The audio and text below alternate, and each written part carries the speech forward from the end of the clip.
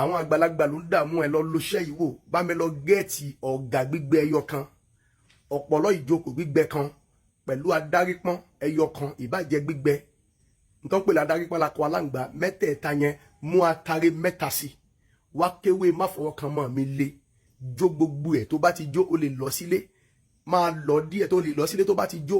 máa fi gbé pèsè díẹ̀ bọ̀ tó bá fẹ́ fi gbé pèsè èkuru lọ́ fi ń gbé ìwọ obìnrin wàá rí gẹ́ẹ̀tì èkuru 7 ìwọ ọkùnrin èkuru 9 tó bá ti bó gbogbo èkuru ẹ sínú àwòsóbì bu ẹbu yẹn díẹ̀ lé lórí bó wẹ̀ ó fi epo sí bó ò fi epo sínú àṣìṣẹ́ fi ṣàdúrà kóṣó ló ń dààmú mi tú mi sílẹ̀ ó ṣàjẹ́ ó ṣe mèrè tú mi sílẹ̀ kò síbi tó gbé sí tí wọ́n nígbà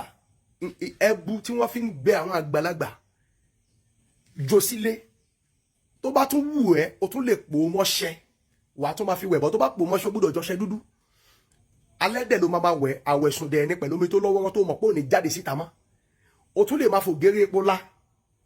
gbogbo ọ̀nà mẹ́tẹ̀ẹ̀ta yẹn ló lè fi lò mo fi ẹni tó láyé búra àfi tó bá jẹ́ pé àwọn àgbàlagbà kan ló ń dààmú ẹ tó bá ti jẹ́ àwọn àgbàlagbà dání ọjọ́ tó bá ti báṣẹ́ ìpàdé lára ẹ lọ́mọ àti máa tú ẹ sílẹ̀ wọn ò ní bá pàdé lára èèyàn kan bá ń tàn jàmọ́ gba WhatsApp number mi bóyá o fẹ́ ṣàyẹ̀wò lórí ara o fẹ́ béèrè sí ìrìn àjò ẹ 08029 33 5032 08029 33 5032